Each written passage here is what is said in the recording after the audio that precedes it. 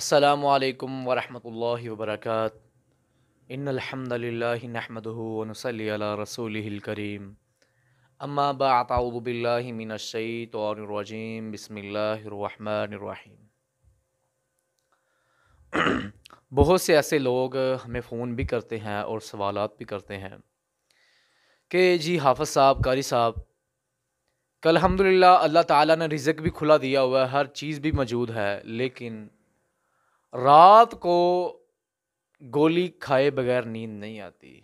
کچھ ایسے مجرب دعائیں یا کوئی ایسی صورتیں بتائیں جس سے ہماری زندگی میں سکون پیدا ہو اور رات کی نیند میں سکون پیدا ہو اور خواب بھی اچھے آئیں۔ ہم نے سب سے پہلے اللہ کے نبی حضرت محمد رسول اللہ صلی اللہ علیہ وسلم کی زندگی کو دیکھنا ہے۔ آپ کیا کرتے تھے، آپ کی زندگی کے اندر کون کون سے وظائف تھے۔ اللہ کے نبی حضرت محمد رسول اللہ صلی اللہ علیہ وسلم ہمیشہ رات کو کھانا بالکل نارمل کھا کے سویا کرتے تھے اور باوضو ہوتے تھے، شام کے اذکار کرتے تھے۔ اس کے بعد روٹین کے اندر 2 صورتوں کا اہتمام کیا کرتے تھے۔ اس صورتوں کی بہت زیادہ اللہ تعالیٰ نے فضیلت بتائی، اللہ کے نبی نے فضیلت بتائی اور حدیث میں فضیلت موجود ہے۔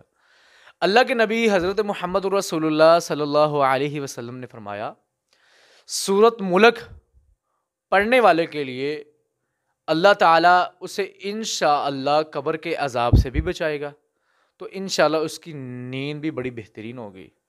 اور ہمارے معاشرے میں جو بندہ سورۃ ملک کی تلاوت کرتا ہے، ہم نے اپنی زندگی کے اندر پریکٹیکل دیکھا ہے، خدا نہ خواستہ اس کے دن آخری چل رہے ہیں، موت کا وقت قریب ہے، اللہ نے بلاوا آ گیا، تو بہت سے ڈاکٹر یہ بتاتے ہیں کہ اس کے منہ پہ ہم نے سورۃ ملک کی تلاوت سنی ہے، تو اللہ تعالیٰ اس کا موت کا وقت بھی آسان کر دیتا ہے۔ ایک احادیث میں آتا ہے کہ اللہ کے نبی نے فرمایا، سورۃ ملک انسان کی ایسے حفاظت کرتی ہے جیسے کہ مرغی اپنے چوزوں کی حفاظت کرتی ہے مشکل وقت کے اندر۔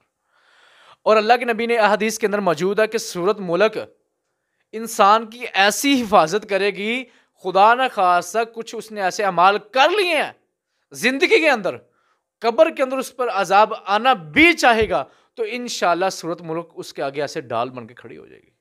وہ کہے گی مجھ سے اس نے بے وفائی نہیں کی، تو میں بھی اسے بے وفائی نہیں کرنے والی۔